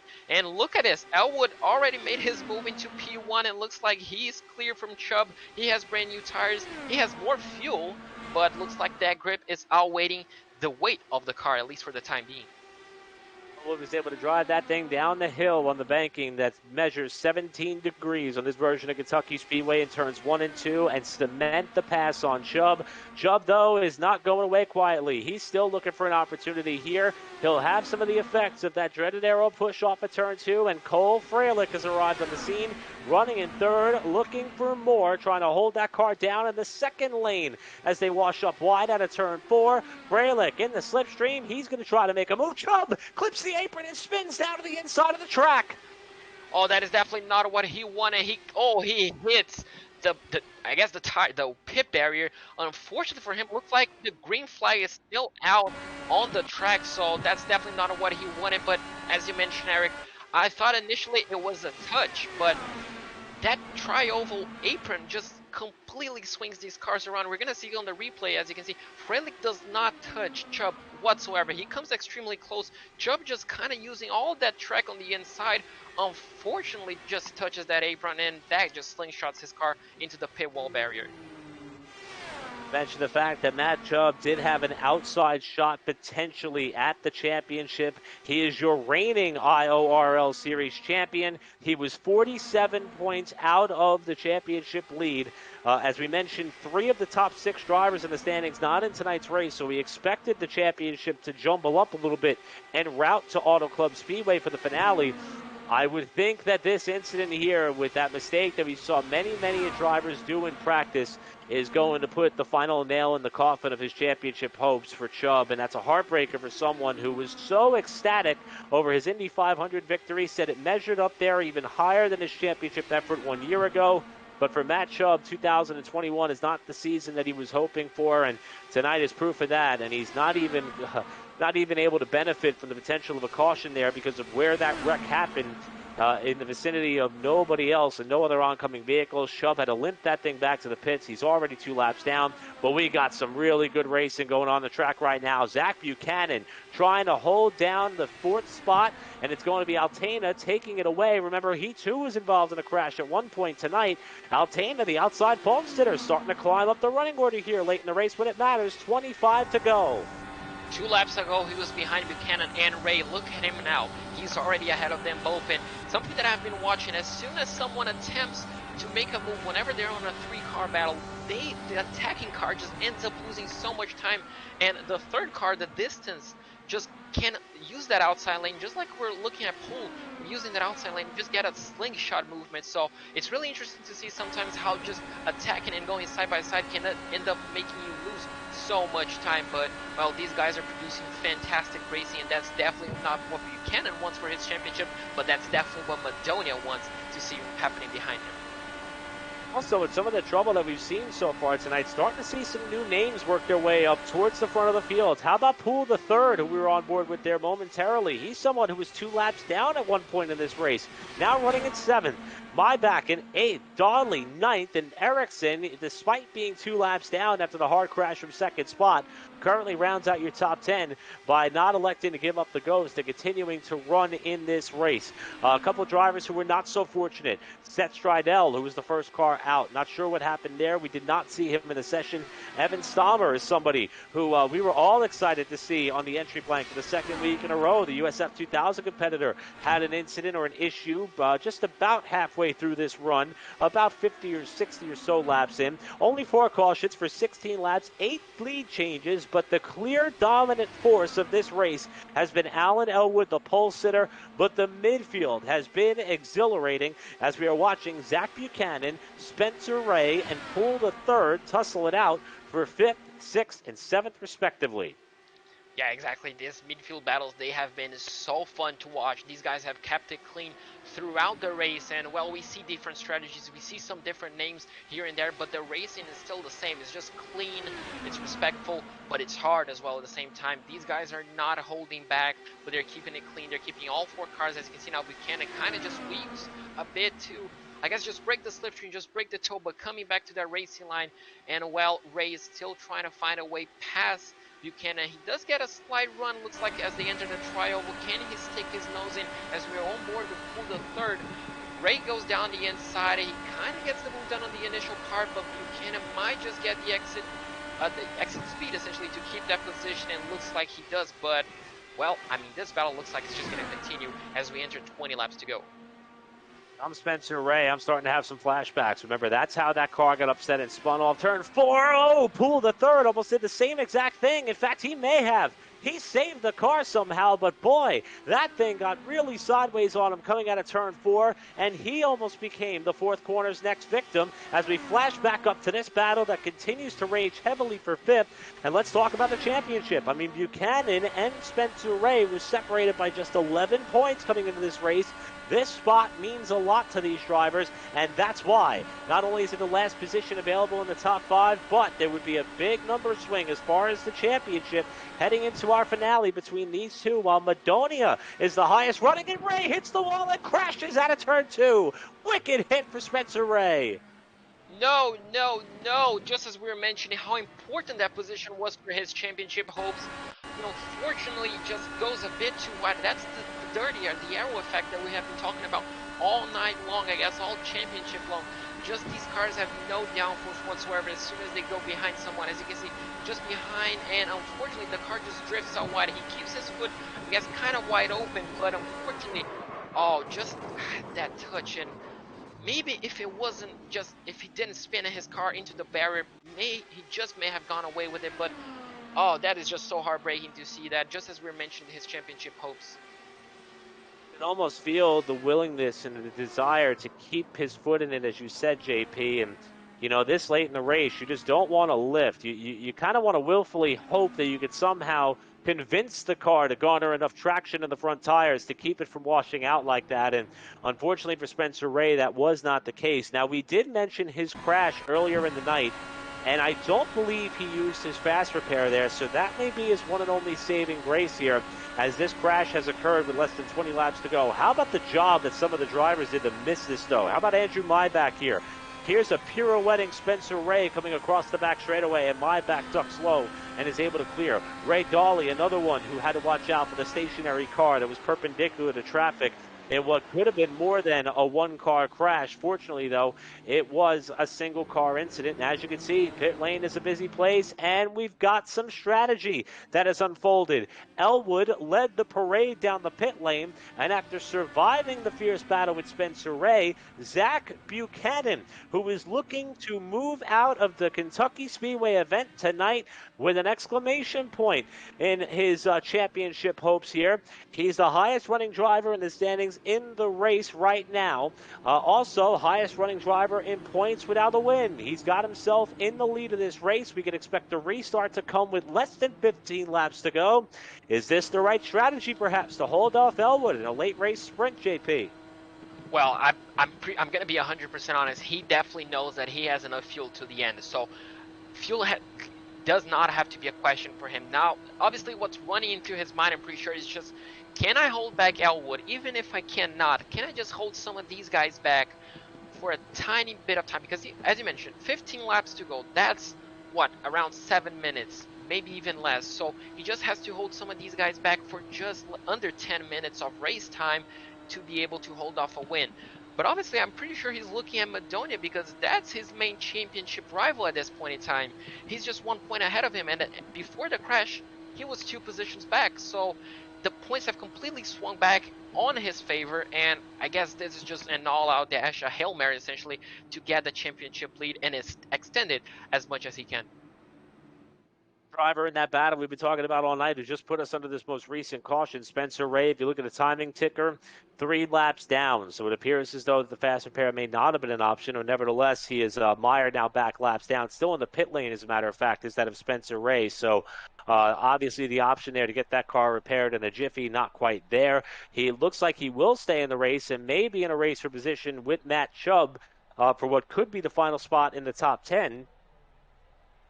But just a heartbreaker for someone who was in contention for a top 5 finish, someone who has had success this season, someone who has been fast all season long. And then you got the other end of the spectrum here where Zach Buchanan, who, again, did not lay down a lap in qualifying, started way out back, used some pit strategy to get himself up in the top 5, stayed in the top 5 all race long, and now has himself in position for what could be not only an opportunity at his first win of the 2021 season, but also to put himself in a better spot come the finale at Auto Club on August 11th here. The dominator, though, has been that of Alan Elwood. He has been the guy to beat all night long, but Cole Freilich has kept him honest pretty much all the way through. We're less than a lap away from the restart. It's going to be Buchanan, Elwood, Freilich, Altena back up to fourth, and Madonia trying to keep himself in prime points position, rounding out your top five. JP, we're going to have a little over 10 laps to settle it. What do you got? I mean, Elwood, I guess, is the safest bet. He has been in this position, 5 times already, and each and every single time he managed to clear the guy ahead. And, well, I guess it's just going to be a matter of time now. Buchanan has to, just choose his battles. He probably knows that Elwood has passed each and every single driver he found himself behind, so probably just let that one go. Maybe fight Freilich, maybe fight Altena, maybe just fight Madonia. It's just so much that has to be going through his head. Elwood is just going for the straight win because he has been the dominant force, and that's just the easiest answer. I'm going to double down with you on that one. I think Elwood's been the car to beat all night long, no matter where he restarts. This time, it's going to be second. Buchanan's going to have a monumental task on his hands. Same for Freilich and the rest of the field. Buchanan with a masterful restart. Time to settle the Air Spanky 300K presented by Moonhead. We're back to green at Kentucky.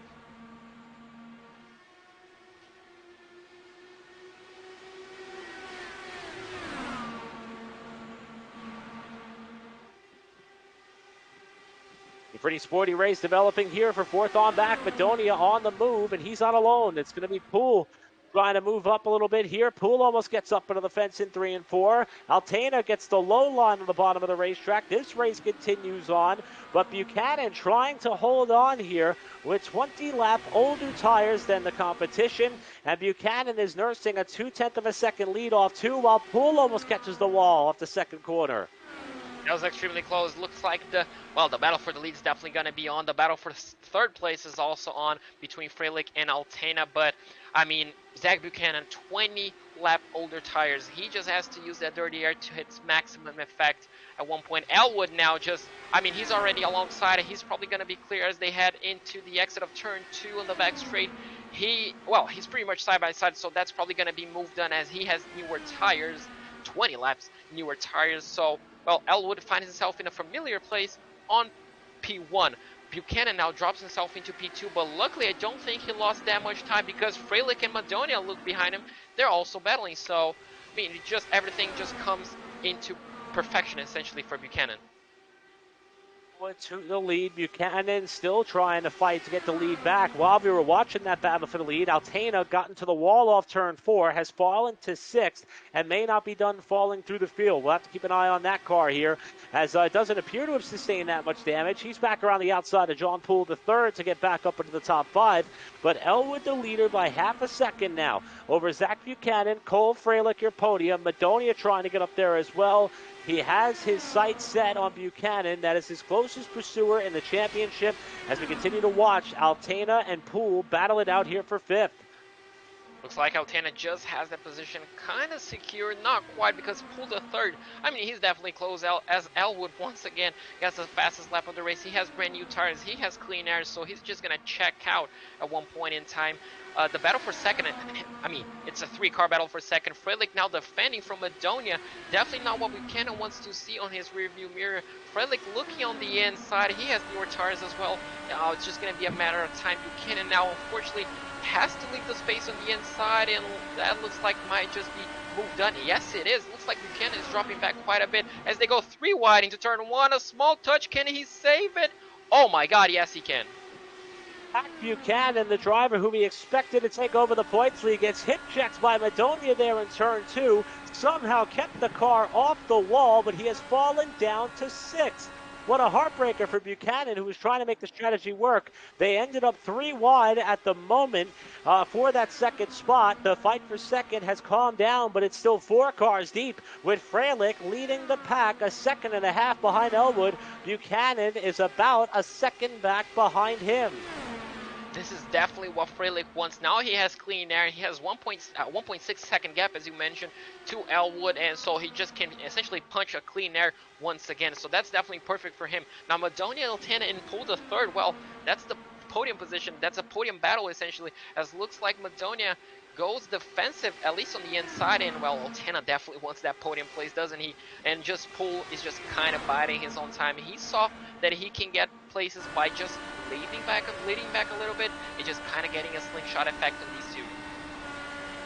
Meanwhile, that fight is going to continue to rage on here as it's been a great comeback for Altana after the contact and spin earlier in the race with Nate Stewart, able to come all the way back up just one spot shy from where he had qualified, now running in the third position here with Madonia trying to get that spot back. Madonia has a lot to gain here, but also a lot to lose. Got to be very careful in putting that car in positions like this as we hit the line with 4 laps to go. This is the best race we've got on track right now. Elwood clear out in front by 2 seconds.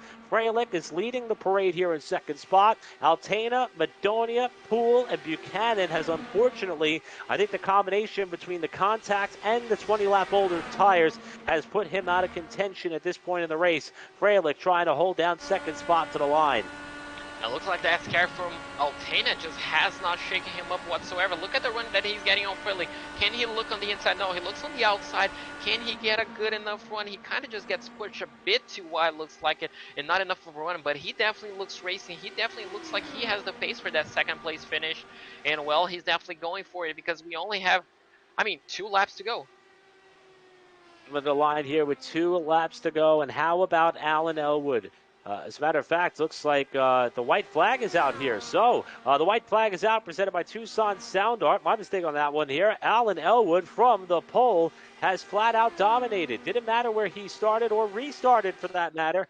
He found a way to get up towards the front of the field, and in dominating fashion, here comes Alan Elwood to win the Air Spanky 300K presented by Moonhead. It's Elwood the winner. Freilich holds on for second over Altana at the line. Well, what a battle for third. Madonia finishes fourth, just 0.3 of a second ahead of Poole. Buchanan, most importantly, is going to finish off in sixth place. So that strategy kind of worked out for him. Maybach in seventh. Dolly, Erickson, and Chubb find themselves on the top 10. So, interesting comeback from Chubb, but what about this guy? We cannot talk about his performance here tonight. Absolutely dominating. Dominating in every sense of the word. Fastest in qualifying, 1 pole by 0.04 of a second. Got himself in position to be the early leader. Lost the lead early, as a matter of fact. The Stephen Ellis got it back relatively quickly. Was able to come back after being off strategy with some of the other drivers who held the top spot, and it did not matter. Alan Elwood found a way through the traffic and back to the lead, and he is going to cement his second win of the season. No championship on the line for Elwood, but he will be the driver who steadies up the podium picture there between he, Freilich, and Altana as our top 3 finishers here at Kentucky. Well, we're going to step aside here momentarily. When we come back, we're going to have post-race coverage, and we'll hear from our top 3 finishers and more here from the virtual Legacy Kentucky Speedway, as it is Alan Elwood claiming the Air Spanky 300K presented by Moonhead. We'll be right back to hear from our winners and top finishers in just a moment.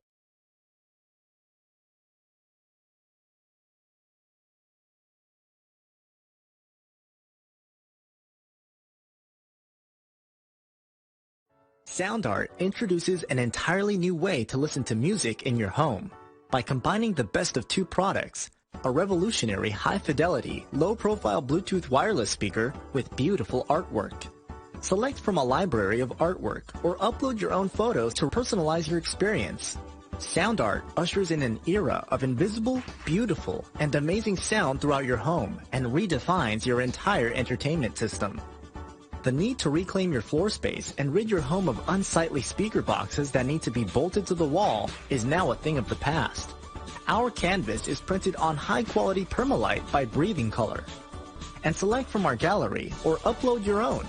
Standard sizes include 16 by 20 and 18 by 24 canvas wrapped. Custom sizing is available, as well as surround sound options.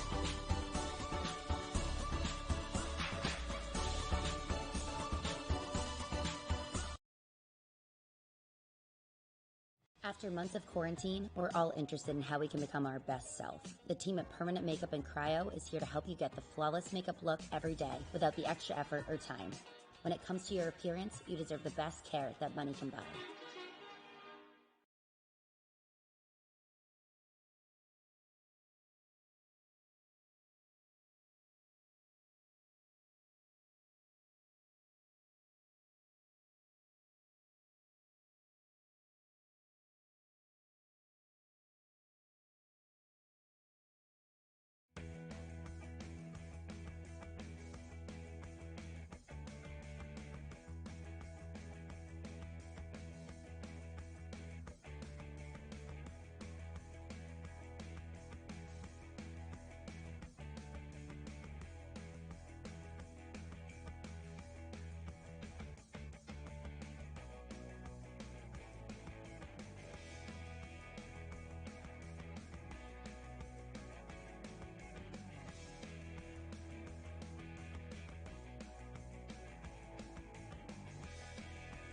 Welcome back here after we just wrapped up an exciting penultimate race of the 2021 IORL season, the Air Spanky 300 presented by Moonhead. And dominance doesn't do the justice for what Alan Elwood did tonight. His second win of the season by my stats and only his fourth start. So he's batting 500 on the season, but this one was just absolutely incredible. Alan joins us now from Virtual Victory Lane. And I'll tell you what, Alan, just an incredible job. I mean, the fast time and pole by a narrow margin, that's one thing. But losing the lead early, getting it back, all the restarts withstanding. What was it about this track, this car, this setup that just suited you so well? I don't know. I've always kind of been good at Kentucky. I normally don't do much IndyCar oval, believe it or not. I normally do a lot of NASCAR related stuff, and I always find that when we run this track in leagues, that I usually have pretty good results. So I was kind of looking forward to jumping in tonight and seeing if I could maybe notch a top 3. But just being out front in that dirty air, like if you could keep people behind you for a couple laps after restarts, that clean air is king. You mentioned your success on road courses. Your other win this season came at the Grand Prix of Monza, all the way back in race 4. So you've obviously proven, even in this car and in this league, that you're good there on that style of track. But the performance tonight was incredible. All we kept hearing coming into this race is that passing was going to be difficult. Then here you come, restarting second, third, fourth, based on a pit strategy. And you made passing look easy at times. What was it about your ability to kind of size up moves like that and kind of find your way back to the front, typically 2 to 6, maybe 8 laps after we get a stint back going? What was it about getting around cars in front of you, despite that dirty hair, that was so seemingly simple from our perspective? I benefited a lot from people trying to play different strategy. I felt like because of how many tire sets we had that I benefited pretty much every time from going to the pits, being how long that we ran each green run. And people just kind of tried to offset strategy to hopefully maybe catch a quick caution. So that kind of helped a little bit, but I realized that with the dirty air, you obviously can't follow the car in front of you. So pretty much any time that I was behind somebody within a few tenths, I was trying to figure out what different line I could take to enter the corner, whether it be low, high, to make sure that when we got into the corner, my car didn't wash up. And that paid really big dividends. Like you had to wait a couple laps, you had to be kind of patient, but once the tires got heated up, you realized how much more speed you had than the guy in front of you. So just trying to figure out what line he wasn't going to take, and you take the opposite to benefit your line going in was huge. So I found more success, I think, on the high end of it, at least late in the race. But yeah, just making sure that you're not behind the person in front of you when you enter the corner, it really helped a lot for entry to center of the corner to make sure you got that run all the way through. Only as low as 5th on the night, led 69 laps en route to your victory. And, this is the second to last race to the season. One of the big storylines for the IORL is how tight the championship fight is. Top 6 cars came into tonight's race, separated by 16 points. For someone who's not running all the races, and when you do show up, you pretty much only have one objective, and that's to win. Is that something that you're keeping in the back of your head there? The last pass for the lead you made was on one of the championship contenders in Zach Buchanan. Are you racing those guys a little bit differently, knowing what they have at stake, or are you just simply focused on your task at hand? Yeah, in the heat of the moment, you're just focused on the task at hand, although coming into the race, being, like you said, I've only ran a handful. I didn't want to be the guy to come in here, and if for some reason I couldn't handle the setup or whatever it may be, I didn't want to come in here and be a nuisance. So if that were the case, I would have backed out and let those guys fight it out. But when I knew that I had a good grasp on the setup, I felt confident to try to make passes and not wreck people, that type of stuff. I don't. Last thing I want to do is get into the championship fight. So like you said, I'm coming here to win. That's my one objective. But at the same time, I don't want to be the thorn in the side of somebody that's been here all season trying to fight for that title. I think you put on an absolute clinic as far as how you get the job done and how you do it right. Now, before we let you go and celebrate, Alan, just want to give you the opportunity to thank all your partners, whoever makes this possible for you. As I said, you're 2 for 4 so far in the season. That's pretty good numbers, especially considering how different Monza and Kentucky are. Who do you have to thank for this win here tonight? Well, first I'd like to thank my wife, because she's the one that said I could race tonight. So, big thanks to her. But also, everybody on my team at Virtual Racing Alliance. I'm really the only person here in the league from our team, but I'd like to give a shout out to those guys if they're watching. Zach for putting on this league, this IORL is like hands down, I think, one of the best IndyCar leagues out there. So, you know, if you're out there watching and you want to get involved in IndyCar, this is the place to come. It gets you, you know, I'm not the greatest at IndyCar, like whether it looked like it or not. I'm not the greatest at IndyCar. Coming out here, these guys welcome you with open arms. It's fantastic. So if you're looking for IndyCar place to come and run, come here. And you guys up here in the booth, thanks so much for putting on the broadcast tonight. Looking forward to rewatching it and checking out all the action. Appreciate the kind words. We appreciate the performance that you had tonight. Like I said, if anyone wants to know how you get a job done, all they got to do is go back and watch this one. Alan Elwood, you dominated tonight, man. It was fun to watch from our view. Congratulations, and hopefully we'll see you at Auto Club in a couple weeks' time. We know that you certainly be a threat there as well. Yeah, hopefully so. I look forward to it. I appreciate it, guys. Thanks a lot. Alan Elwood, our winner here tonight at the Kentucky Speedway, as we mentioned, had to battle back a couple of different times after being off strategy with some of the other competition, and he found his way to the winner's circle for the second time this season on a track which could oftentimes be incredibly challenging. With that, we're going to turn it over to JP Costa, who's going to be talking to our runner-up tonight in Cole Freilich. JP, take it away. So Cole, obviously a great result, second place. I mean, with how dominant I guess Elwood was, I guess this is the best result, but I mean, talk us through the race. We saw how difficult it was on the racetrack with all those bumps and the cars sometimes just not sticking up and the dirty air. Just talk us through how difficult it was to run 124 laps here tonight. It felt like kind of an average night, honestly. I mean, that's a common thing with this car, though, is the aero wash, and there's a lot of it here, and I don't think the bumps really affected me too bad because I kind of set the car with the tools we had. I kind of set it to be all right, but yeah, I was comfortable. It's just I didn't have anything for Alan. Like, my car, it felt like he had a freaking NOS button or something going down those straightaways because he just fly off the corner and I couldn't do anything with it. But yeah, we tied our best result this season. Pretty good to do it at home. I mean, the other place I did it was at Barber of all places. So I kind of like these odd racetracks because every track has something unique to them, but Kentucky's pretty unique within itself with turn 3 and all that, and especially the old version with how the bumps are. And, well, we had a handful of caution periods, and looks like each and every single time we saw some drivers taking different strategies. How did you figure out which strategy worked best for you? Were you just reacting to the guys ahead of you, or had you already planned out beforehand? I kind of just went with the flow of things. I mean, it looked like Alan was pitting pretty much every time I was, so I mean, I was just kind of doing what he was doing because I figured we both had good enough cars we could run 1-2.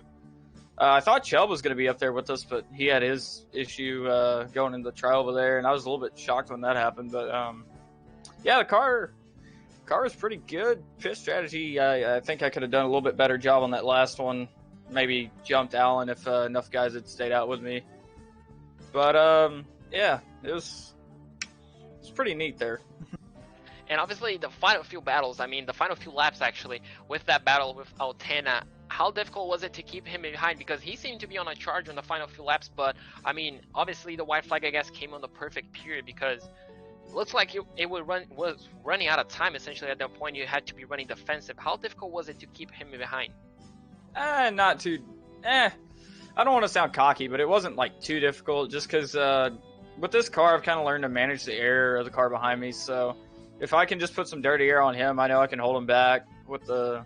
Because I have enough speed to hold my own. I'm not a race-winning guy by any means, but I can at least hold my own and put down solid results. That's if you want a race-winning driver, go to my teammate Kyle Cuthbertson. But yeah, he wasn't here this week, sadly, but I got it done for the team. But yeah, it wasn't too bad. I honestly didn't even know he was there until like 2 to go, and then because I thought I don't even remember who's in fourth now. Brendan. I saw Brendan back there, but. I didn't even know Julian was there until 2 to go. And, well, obviously in 2 weeks' time, we're going to have the finale. How are you preparing for the finale? Obviously, are you familiar with the track? Are you fast there? Could we see your first win coming up in 2 weeks' time? Well, I should have won my first race there last year and got screwed with 2 to go. So, luckily that guy's not here this time. So, yeah, I think I'm finally going to done this go-around because the car I had last year for that race was a rocket, and I see nothing different happening this go-around. Well, that's definitely going to be something I will be looking out for. And, well, hopefully we can talk to you at least on the winning position next time by. So who do you have to thank for your result here tonight? I just got to thank CFM Esports, Kyle Cuthbertson.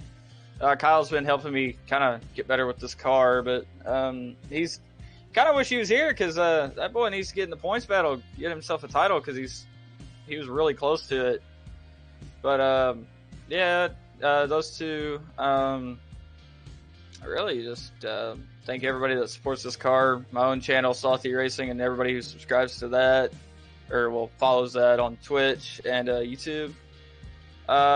Joe Donahue, I know he's not commentating tonight, but I love you, Joe. Just so you know, because I know he watches a few of these races. But yeah, that's really all I got to thank tonight.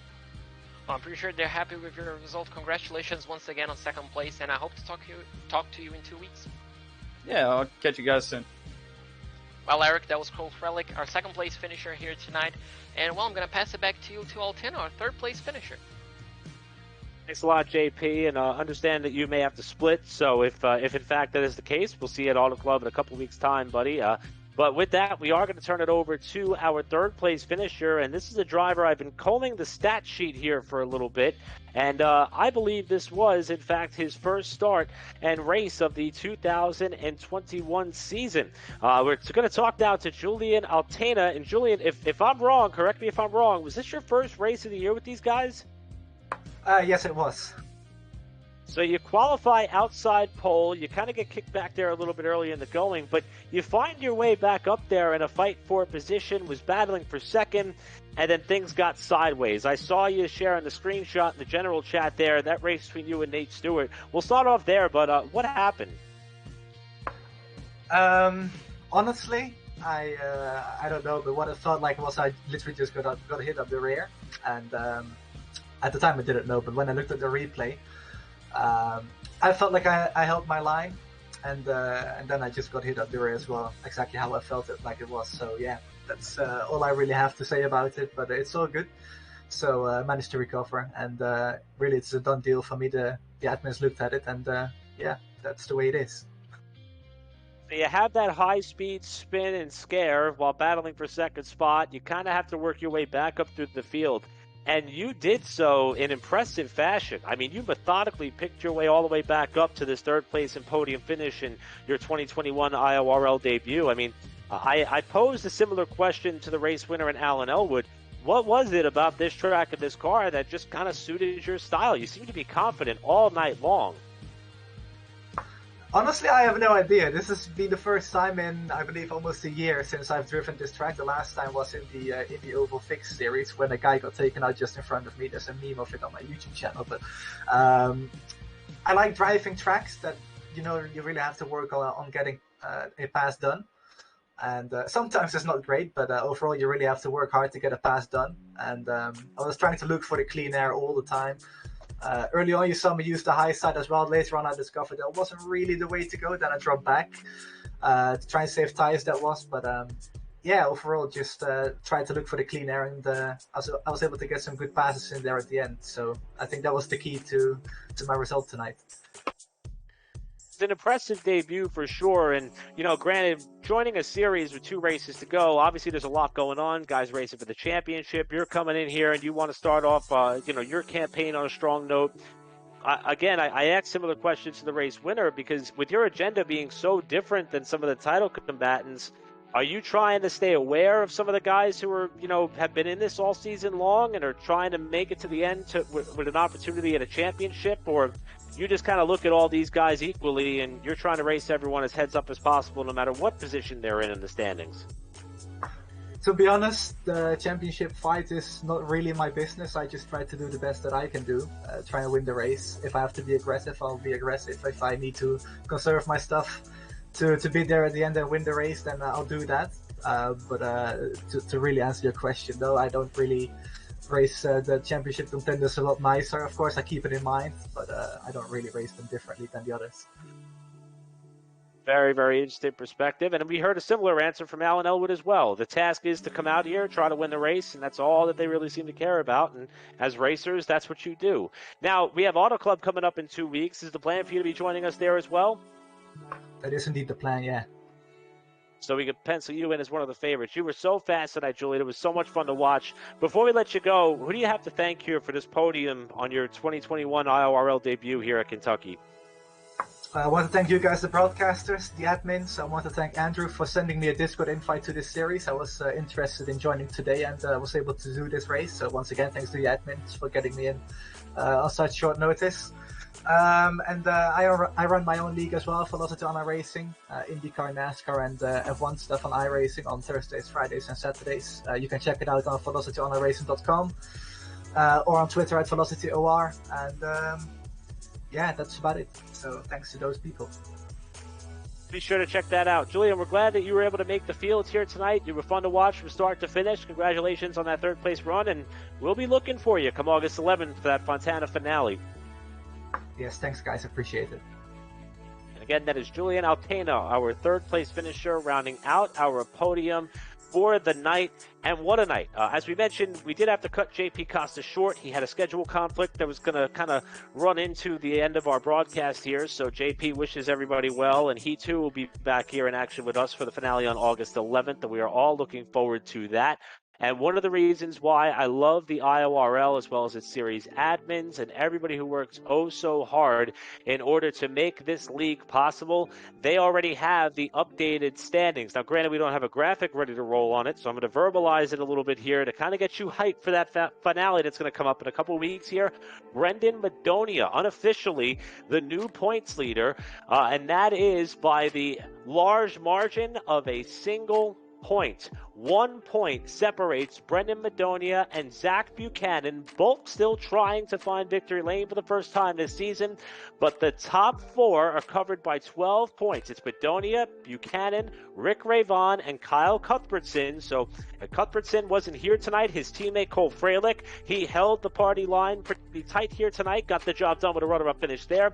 Cuthbertson does plan to race with us on August 11th, and he is 12 points out of the championship lead. Spencer Ray, Reed Sweeney, 20 points out, so they do have a shot, albeit it's going to be a little bit of a taller task than the competition ahead of him. And Matt Chubb, by virtue of that crash that he had late in the going, 49 points out of the lead, 7th in the standings. Championship points will be updated as we get closer to that event for those who want to look it up and double check how that's going to unfold. But wow, just an incredible night, an incredible race, an incredible way to set the stage for the finale on August 11th. And as we mentioned, you can see it all live here on Pit Stop TV.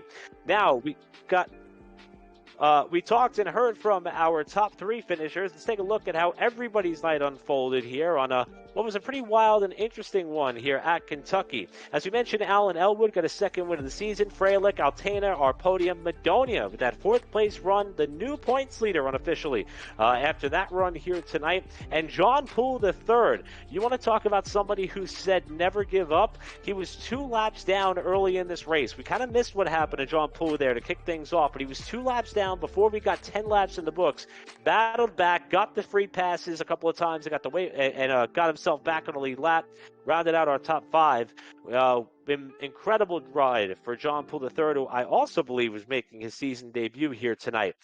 Zach Buchanan, who was at one point leading this race with about 15 laps to go, got shuffled out wide in a 3-wide move for second, was able to hold on to 6th despite being on 20-lap older tires in the cars in front of him. Andrew Maybach got up to 7th. Last car to lead lap, Ray Dawley in 8th. Blake Erickson, who crashed at a 2nd spot, able to finish out the remaining laps, was 1 lap down in 9th, and Matt Chubb, with that crash that took place while battling for a top 5 position, ends up in 10th, 3 laps down. We'll take a look at the rest of our field there. Spencer Ray, after the heartbreaking crash off of turn number 2 while battling for 5th. Still in title contention, though, albeit about 20 points out of it, but still has a shot, does that of Ray. 11th when they came across the checkers. Stephen Ellis led at one point in this race, got up into the wall a couple of times on the night. The second one put him out of contention. Nate Stewart, who, if you go back and watch the highlight reel, I know that he didn't have the best of nights, but he had one of the most incredible saves you will ever see in an IndyCar at Kentucky off turn 2. That is definitely going to make the highlight reel. We didn't talk a lot about Jonathan Kraus. He had an incident there that put him out 44 laps in. Evan Stammer. We love seeing Evan on the entry blank, the USF 2000 competitor. However, he too fell out relatively early, and Seth Streidel fell out of the race very early as well. In fact, I don't believe that car ever took the green flag after he was partaking in the qualifying and practice sessions. Now, we have a number of partners and supporters here on the platform who make these events possible, and we want to take this time now to thank them for their immense and continuous support to allow us to not only have the IORL, but also multiple series on the platform, and the first of which, of course, is Tucson Sound Art. Not only the presenting sponsor of our white flag on a Pit Stop TV coverage, but they are also leaders in terms of taking your picture and turning it into a beautiful wall-mounted sound art device. Because with your picture and your music, you truly have the best of both worlds. Give them any image that you want. It could be a race-winning picture of Alan Elwood's car taking the checkers here tonight at Kentucky. Send it over to our friends at Tucson Sound Art. They will take that image, put it on a beautiful, high-quality framed canvas equipped with a Bluetooth speaker. That way, anywhere around your house, your office, your garage, your race shop, your trailer, you could have not only beautiful artwork and photographs, but you could also use it to play Pit Stop TV broadcasts, music, podcasts, and more from any Bluetooth-capable device. Head on over to TucsonSoundArt.com. Use the promo code PitStopTV at checkout and receive 10% off your next purchase. That is TucsonSoundArt.com to learn more.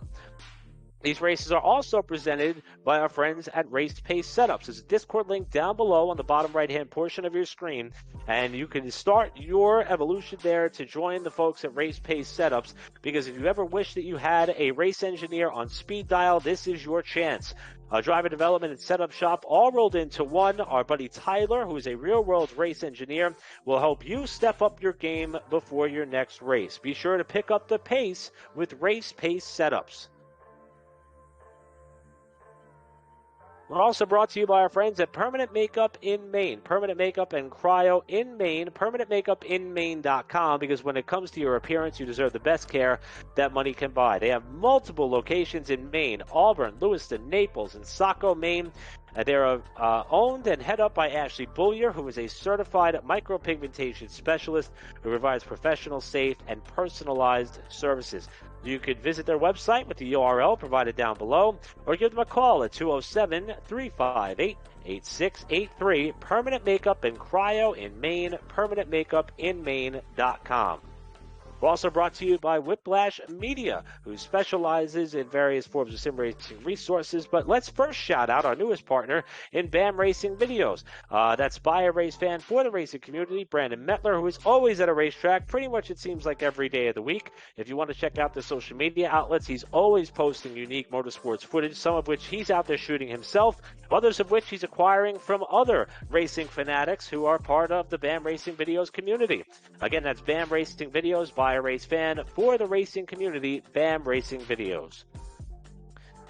And lastly, we're brought to you by, it's been a long night, folks, our friends at Whiplash Media. Whiplash Media specializes in various sim racing resources, including paint schemes, stream overlays, iRacing camera packs that you saw here tonight, and so much more. They're the official graphic and camera provider of Pit Stop TV, and you can grab your very own iBroadcast cameras today at pitstoptv.com/whiplash. Well, as we mentioned, it has been a bit of a long night here, but it's even longer because we got our friends over on the other side of the channel with the Outlaw Sim Series. As a matter of fact, we got a ton of racing still to come over the next week. This coming Thursday, we have the NARL GT3 Series, their second race of the season at Road Atlanta. That's going to be kicking off at 9:15 p.m. Now, prior to the debut of the Cars Esports Tour here on Pit Stop TV, that's a brand new partnership that we have. Our very own Andrew Cardinale IV is going to be at the Cars Throwback 276 at Hickory Motor Speedway. That's a real-life late model event. It's got a lot of publicity, a lot of attention put on it. Some big names are going to be a part of that telecast, and you can check it out at carstour.com.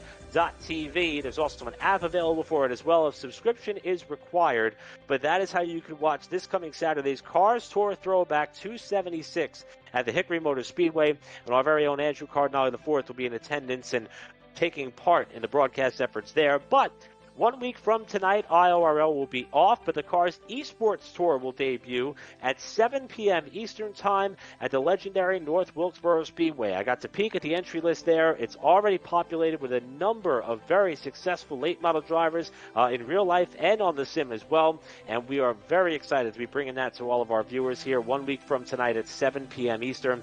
And of course, the Outlaw Sim Series continues. Emerson Arden is helping, keeping the wheels turning and in motion on that side of the fence. And they will be at Phoenix Raceway 1 week from tonight here on Pit Stop TV. Well, I know it's been a very long night, and as I said, we're not done. I'm actually going to check in on the Outlaw Sim Series, and I always say we have a number of ways for you to be able to check out our races and broadcasts throughout the platform. Facebook is option number one, facebook.com/pitstoptv/ Instagram at instagram.com/pit_stop_tv/ Twitter.com/pitstoptv_/ and the one go-to stop for me on all the smart TVs that we have in the house, youtube.com/c/pitstoptv1/ to see everything that we have to offer here on what is a very busy slate for everyone who worked so hard here on the channel at Pit Stop TV. Well, as I was mentioning, it's been a very long night. Our crew is working so hard. Andrew Cardinale IV is actually down at Lanier Raceway covering the Legend Car competition there for Track Pass with NBC Sports Gold. He has done so much for these broadcasts as far as preparation, having us all on the ready to kind of hold down the fort while he has to be elsewhere for his day job. And Andrew, I know that you got a lot on your plate, buddy, but thank you for the opportunity to be able to do something like this. Trey Shuttlesworth, an amazing job on the production side. For those of you who don't know, Trey actually is one of the 9 winners on the IORL schedule. Picked up a win at Watkins Glen a few races ago, and he's been on the production duty ever since due to the fact that we've got so much happening on Wednesdays. And Trey, with everything that we were throwing at us tonight, you hit it out of the park, buddy. And of course, JP Costa, who had to cut out a little bit early. Always love having JP on. He's one of the kindest people that we have on the staff, and he does an amazing job analyzing and just enjoying these races with us.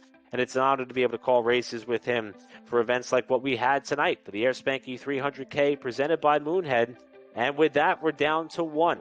Just 1 race left to go on the IORL slate. As we mentioned, it's going to be August 11th here on Pit Stop TV from the Auto Club Speedway. After all these rounds of racing on various street courses, purpose-built road courses,